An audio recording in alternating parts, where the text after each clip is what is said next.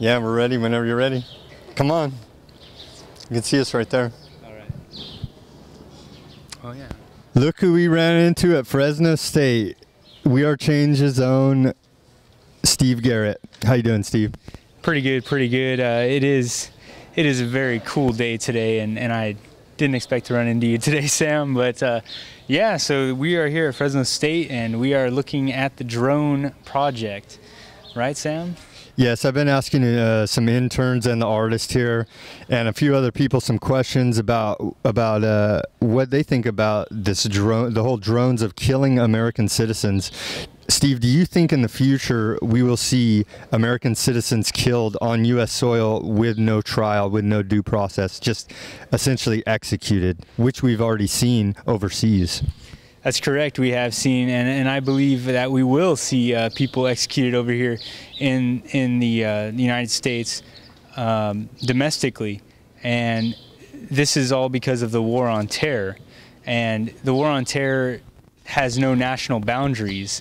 The war on terror transcends boundaries, and anybody who is a terrorist threat to the oligarchical system of the United States of America, which is controlled by private central bankers, if you are against their agendas, you will be labeled as terrorists. And that's already happened in MIAC reports, government reports out from the Department of Homeland Security.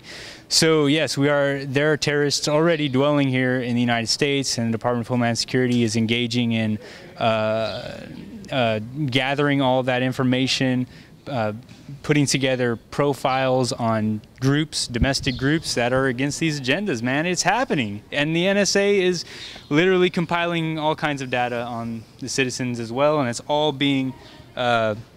it's a nexus right into the Department of Homeland Security. All this information is connected because of the false flag terror attack of 9/11. Is it un-American to stand up and say, I don't approve, or I don't go along with this drones killing people illegally? Don't we need, isn't the basis for a free society the rule of law and due process, where a dictator doesn't just go out and rule by decree and point at someone and say, I want them executed with no charges or trial?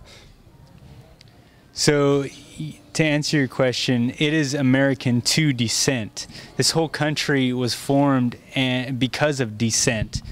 Because we didn't want to go along with a dictator, with King George. With a king, right? Yeah, with a King George the 8th, I believe, and he just did and said whatever he wanted to, and everybody had to listen. Everybody had to bow to the king, right? Exactly. Everybody had to listen. So this is what America is about. It's about asking questions. It's about dissenting against government representatives when they are in the wrong and when they are doing things unconstitutionally, lawless, when they're being lawless.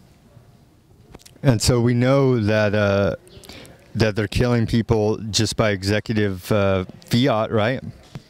That's right. And like you said, they've done so in the past with these drones. We're actually, currently there's a debate, right, not even really a debate, but our dictator is basically just saying, well, I want to kill another United States citizen overseas, and who's Al-Qaeda and Taliban, and you know, we got to kill them, and so I want to kill him with the drone, and so they're looking at doing that again. Killing an American citizen. But the Constitution says that we cannot be deprived of life, liberty, or property without the due process of law. So there we go, law. We're not ruled by dictates from a dictator, we're ruled by laws. And that's what keeps us a free country.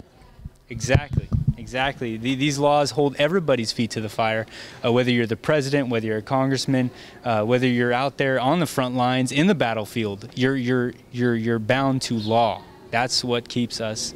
That's what should keep us a sane society. And so, but they're not following that now, and they're using the excuse of the war on terror, and to go ahead and kill people indiscriminately. That's right. That's right. Over Huffington Post reported over 2,400 people. I would say it's even more than that who've been killed by these overseas strikes. Can you talk a little bit about about blowback and how we can expect to see some of these people retaliate for the United States military killing their entire family and village. Exactly. You know, most of these drone strikes that are happening in, you know, Waziristan, Pakistan, all of these West Asian countries, and a lot of times these machines, which are piloted by